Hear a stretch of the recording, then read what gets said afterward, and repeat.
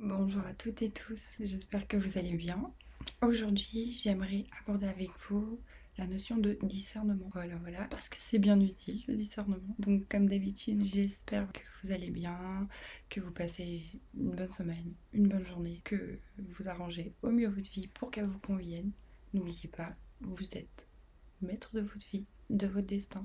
C'est à vous de prendre votre pouvoir personnel. Donc, le discernement, c'est justement une notion qui va rentrer un peu dans le pouvoir personnel.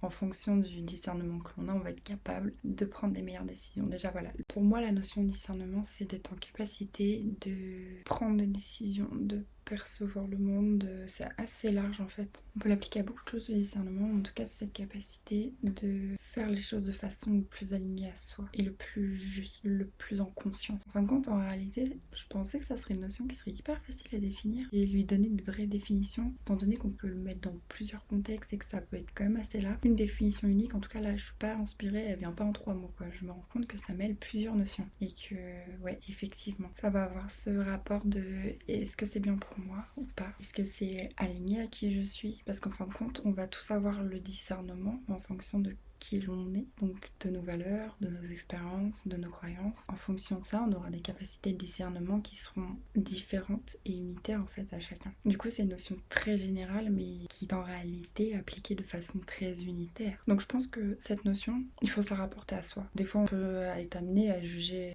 c'est un bien grand mot, mais on va dire apporter une opinion sur le discernement de quelqu'un d'autre, de l'extérieur. On constate une situation, un dire de quelqu'un, peu importe. Et on se dit bon bah cette personne, effectivement, son discernement il était ou très grand, ou alors bon, ça manquait un peu de discernement, on l'entend plus souvent dans ce sens-là. Mais en fin de compte, si on se rappelle que le discernement c'est vraiment propre à chacun, et que bah, la personne en face elle a pas du tout la même expérience, elle a pas du tout le même vécu, elle a pas du tout les mêmes croyances, donc croire qu'elle est en capacité d'avoir le même, exactement le même discernement que moi, ce que c'est pas lui en demander un peu beaucoup, peut-être même un peu trop, vraiment. Du coup, à la fois ça peut être déculpabilisant parce qu'on peut se dire bah écoute, pour ceux qui ont trouvé que je manquais de discernement, voilà, ce n'est pas ça, c'est mon unicité simplement qui s'est exprimée. Ok, on peut le voir aussi positivement dans l'autre sens, mais effectivement si on se limite juste à la notion de discernement et qu'on applique à soi-même, on se rappelle que mon discernement il va être bâti sur qui je suis en fait.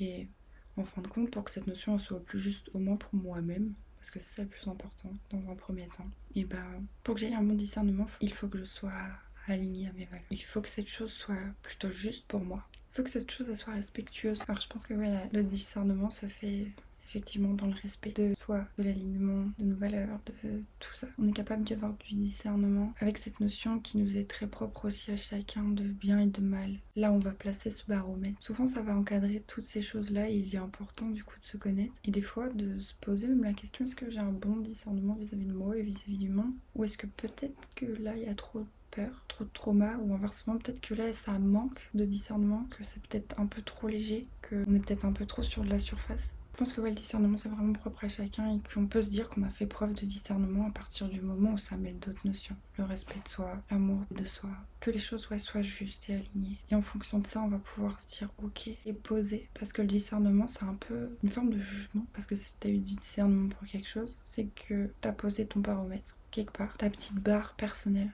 intérieure à te dire ok cette chose, j'ai du discernement parce que j'ai réussi admettons à saisir l'opportunité quand c'est dans du positif et j'ai eu du discernement parce que j'ai réussi à m'éviter telle chose qui aurait pu être négative ou j'ai du discernement sur telle personne. Je vois qu'elle est capable de donner ça mais que ses limites sont ça. En fait, t'as posé un jugement. À partir du moment où t'as du discernement d'une certaine façon, c'est qu'il y a une forme de jugement. Encore une fois, il n'y a rien de bien, de mal. C'est ma vision des choses. Mais je trouve que c'est bien d'en avoir conscience. De se dire, ok, ça se rapporte quand même à ça. Donc cette notion, elle va m'être très personnelle comparé au reste du monde. Et puis mine de rien, bah, ça se rapporte au fait où à un moment donné, bah, je me positionne. Je me positionne et j'émets quand même une forme de jugement.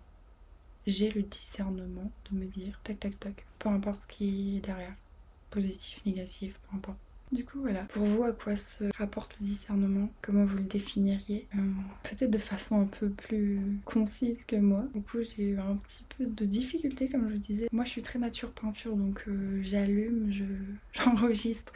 J'ai même pas de point à suivre pour les podcasts, rien du tout. C'est vraiment nature peinture, je fais la prise. Et voilà. Et du coup, il y a des notions, des fois, ça en soulève vraiment d'autres. Je le dis tout le temps que selon moi, hein, j'ai vraiment l'impression que c'est intriqué. Une notion emporte une autre en sous-jacente. Enfin, toujours est-il que je pensais vraiment que la notion de discernement serait très facile à aborder et je me rends compte que non, ça soulève des points. Chez vous, ça soulève quel point? Je vous invite à partager ce que vous ressentez, à partager votre avis sur la question. Est-ce qu'il y a un bon ou un mauvais discernement pour vous? Est-ce qu'on peut vivre sans discernement? Est-ce que selon vous, le discernement, à contrario de ce que là je vous exprimais, c'est plutôt vraiment général et pas intrinsèque à chacun?